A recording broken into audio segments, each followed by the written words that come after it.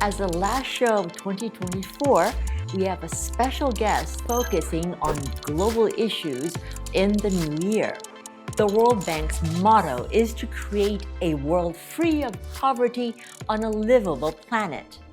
And increasingly, digital technologies like AI and data offer an opportunity for many countries to accelerate development. To maximize such potential, this year the World Bank created a new Vice Presidency of Digital Transformation. Our globalist today is the new Vice President, Kim Sang-bu. As the first Korean national to hold such a high position within the World Bank, he joins us today to talk about this new and vital path for global development.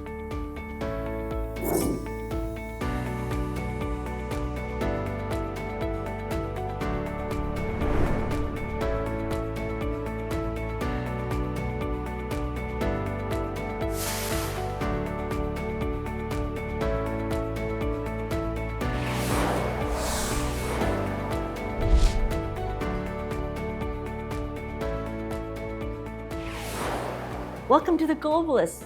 Thank you for having me. I'm very glad to talk with you in front of Ari랑TV audience. It's a great honor, and we're very glad that you took the time from your visit to Korea to join us today. You know, your position is relatively new. I would probably think you get this question a lot, but what does a vice president of digital transformation do? Actually, digital technology can be applicable to every aspect and project of the development, by the way. But there's two major pillars we have. One is the very core and foundation of digital development work, including digital infrastructure, mobile network, fixed network, satellite, and also subsea cable network. And also we need to provide a lot of affordable devices to use the internet more frequently. And this means providing and setting up this infrastructure within countries. Within countries. On top of that, definitely these days, importance of data center and cloud and AI is growing. But at the same time, the securing the data solutions and network from the cyber attack is very crucial, and data protection and privacy is also a very important part. So we are developing a lot of measures for the basic network and the safeguards. On the other hand, the usage is also very important. From the government point of view, the e-government or the GovTech is the recent trend, so that government can provide a lot of digital innovative services to the people. So it's really important. At the same time, you know, developing other sectoral areas such as agriculture, transportation, and manufacturing and finance through the digital transformation tools are another big issue we need to tackle. So we are providing all the financial support and knowledge sharing and advisory service to the client, government, and private company in a country. So it's both public and private services that you provide. World Bank Group, yeah. Yes, but you know, and it's a very broad area. So far, digital transformation area was sort of given to various sectors, and now it's all in one place. Why has the digital transformation become such a pillar of the World Bank's activities? Because digital technology solution across all the sectoral issue is very clearly needs some technical support in general. So even though each sectoral area can develop their own digital journey, but it is not really consistent and coherent way. So that's why the World Bank set up the new vice presidency to provide some coherent support for the digital journey of certain government and our client government. And as you pointed out, there's not many sectors that doesn't have a digital, transformation component to it. Agriculture, telecommunications, education, everything, pretty much. Your area of activities must be very wide. How do you find being able to do all these different areas at once? To approach for the fundamental digital infrastructure part, we are more dedicatedly invest a lot of time and expenses for our client country. Definitely, that is our core work. But at the same time, the usage part and application part, we have a lot of collaboration with other colleagues within World Bank. For example, even e-government, we are working with other government-related developmental teams, and also we work very hard with the education team and healthcare team and agriculture team as well. The capacity building area is very important. Now, the fact that the World Bank motto is to eradicate poverty, the fact that there's such an emphasis on this must mean that there is a wide gap in the digital transformation between developed and developing countries. What is the situation? In the globe, still 2.6 billion people has no internet access. That's 32% of global populations. Even though 95% internet user in the high income countries, but only 25% population can use internet in the lower income country. So that's a huge gap. According to the recent research, if we really provide a universal internet service, it costs $480 billion by 2030. So still we have a long way to go. So that's where there's some urgency we have. So we really try hard to close the gap more drastically and more fastly. And closing that gap is related to the ending of poverty, is what the World Bank assesses. Yes, I believe the development of the internet infrastructure and the usage of the internet can help the poor country and people get better economic opportunity. For example, in Senegal, we see the 10% more extreme poverty reduction in 3G covered area. Oh, so actually there are statistics that back up such a supposition. How do you resolve such a wide gap? Actually, there is no easy answer. I wouldn't think so. If there was, we would have already had a lessen the gap by now. But I guess it's difficult. But we need some phase approach. So definitely, infrastructure is very core and prerequisite for the further development. And on top of the basic internet access, we are trying to build some more data center and data governing platform to use the data. For example, the government needs to organize their data more precisely and more efficiently. Because even if government has a lot of information on their hands, but it is very analog version.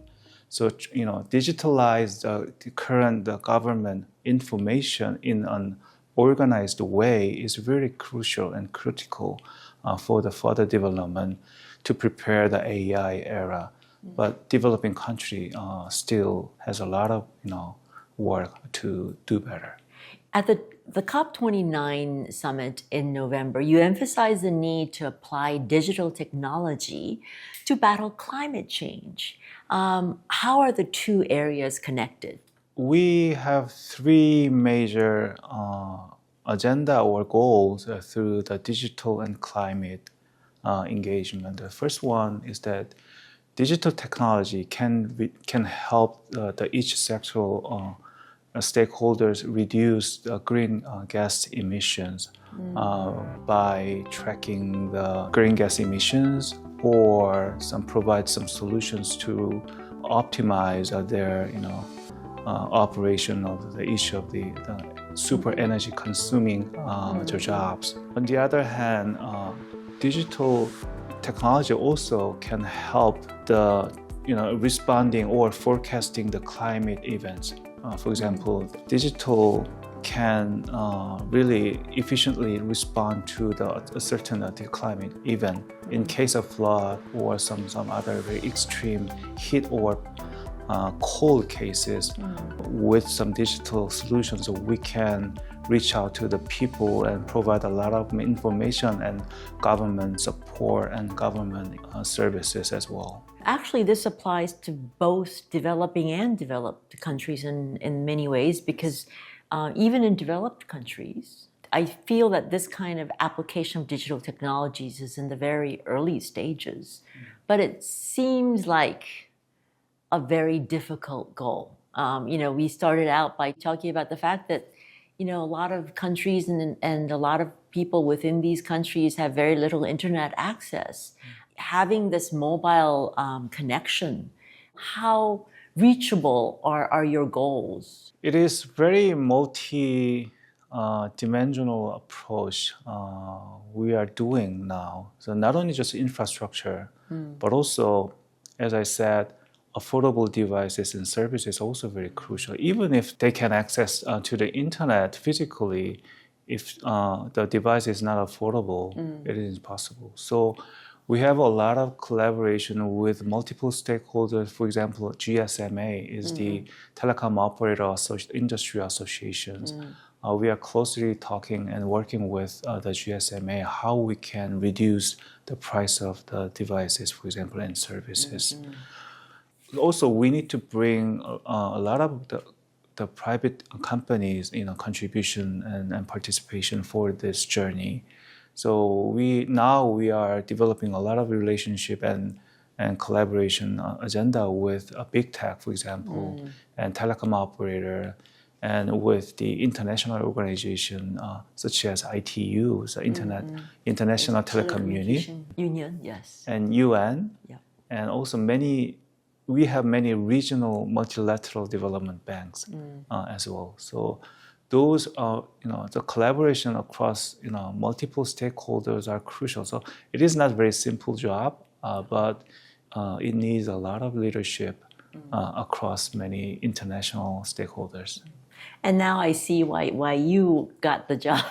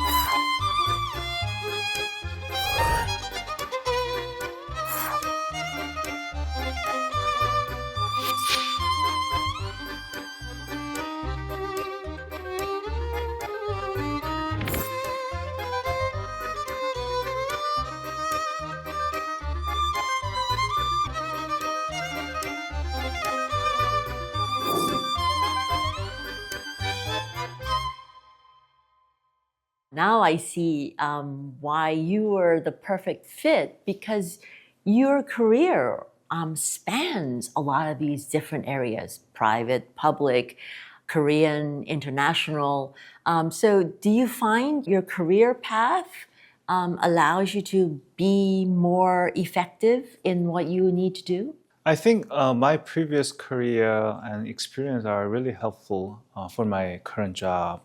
As you know, I started my career from the Korean government. So at that time, I experienced a lot of public policy issues and how a certain government can design the national plan for digital development, including broadband, cybersecurity, and many digital economy. That's I learned a lot from the Korean government. When I moved to LG유플러스, that's the Korean telecom operator, I learned a lot how infrastructure can be deployed and what is the factor is very important to encourage telecom operator to invest more in their services. And I moved to Google. Google taught me a lot of the service and applications. So how Google's application is working is very important sources of my knowledge from Google. So those application infrastructure and public policy is pretty good combination for my role in World Bank to drive all the digital development project with our clients. Your experiences combined with the World Bank, also a unique combination. I think because Korea's relationship with the World Bank, as with many developing countries, is that the World Bank was a big supporter of Korea's economic development for 60 years and more. And now being a donor to World Bank is a very unusual path. Do you feel that kind of presence of Korea within the World Bank now that you've joined the World Bank? After I joined the World Bank, some big appreciation to the Korean government and Korean experience typically in digital part is increasing. When I was born, still the Korea was the AIDA country. AIDA country means the most poorest country in the world. Currently, 75 countries are AIDA countries. Mm-hmm. When I was born, Korea is one of them. Yes. One of them. But we are now donating countries. So it is big change. So there is some appreciation about Korea's development.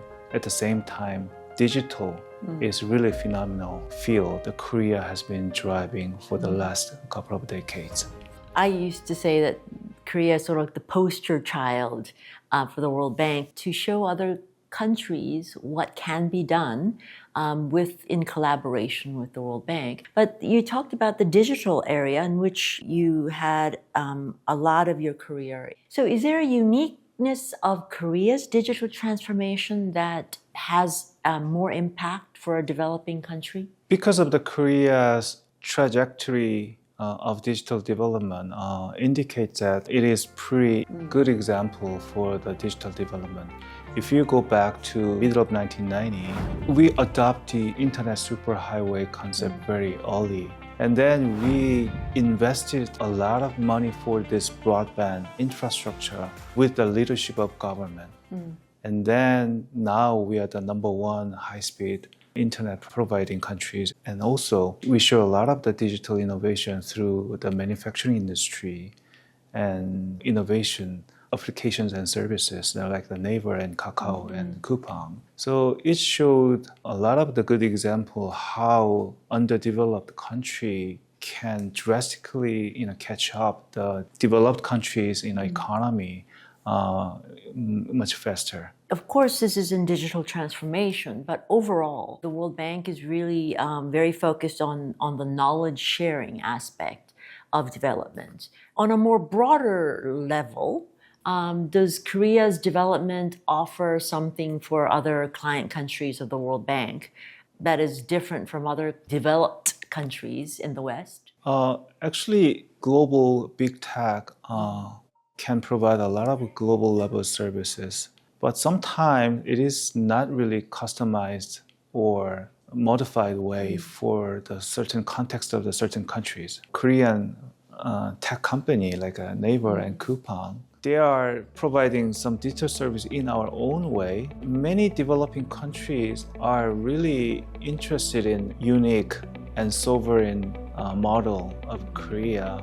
Digital has the two aspects, even if the digital is a really important developmental tool, but at the same time, it can be a really big risk from the national information and security. So certain developing countries typically are really eager to learn about how they can maintain their sovereignty in the digital field. And then Korea company experience and knowledge can give some good example for them. The knowledge sharing definitely, I think, is one of the positives about Korea participating.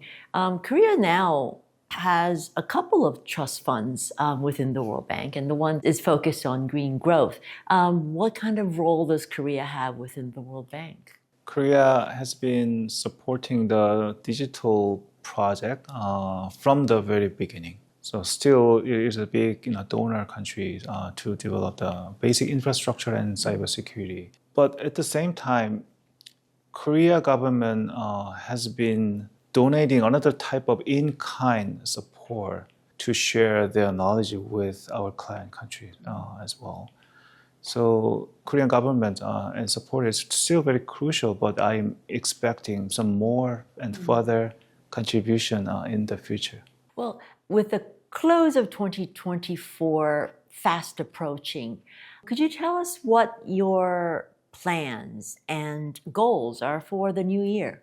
I set three major goals for my next year mission.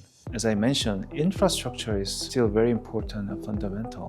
Without increasing the number of the internet access drastically, it is really hard to close the gap between developed country and developing countries, the digital benefit.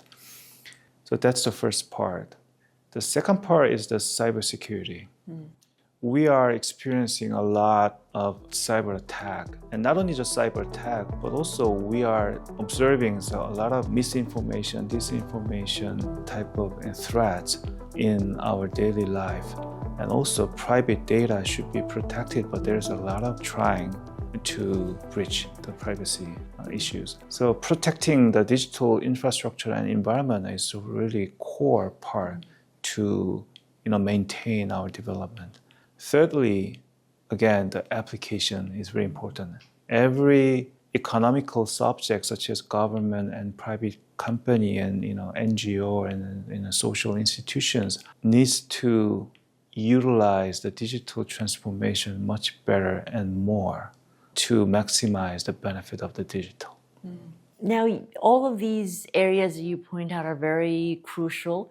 But as you are in the international organization, the World Bank, do you find that there's a different viewpoint of all of these aspects that you're getting now as a vice president in the World Bank? Actually, one different aspect is that most of my experience is really limited to the Korea and some APAC and Asia perspective. But if you just look at other regions such as Latin America and Africa, their context and environment is totally different from the Asia sometimes. So some customized methodology and a policy approach according to their context is really crucial. For example, in Africa and Middle East, there's a lot of, we call it FCV, the fragile, conflict and violent environment. Many countries are still struggling with some war and civil war and so many disastrous accidents and even happening. So in that case, we need to some more customized approach. Your world of your clients have become very diverse, very global, and their needs have become, I would say, much wider, much more challenging than it was before. Do you look forward to 2025? Actually, still we have 100 country engagement with multiple projects and 5.6 billion financial commitment for digital. But I'm expecting the growth rate of our digital project exponentially high. So the two things, definitely I need to develop more engagement with our client countries so that they can get some better view about their digital vision and journey. But at the same time, develop my team's capacity is also very crucial because the demand for the digital is growing so fast. So keep up with the demand through our capacity building is really crucial for me. As you say, it's changing so fast. So the capacity building inward and outside must be a major challenge. A lot to do, a lot to do in 2025. But please do come back to visit us when you're back here again and tell us how 2025 went. I'm happy to. Thank you so much. Thank you. And that's it from me. I'll be back next week with another globalist who's putting Korea on the map. Sun Jie out.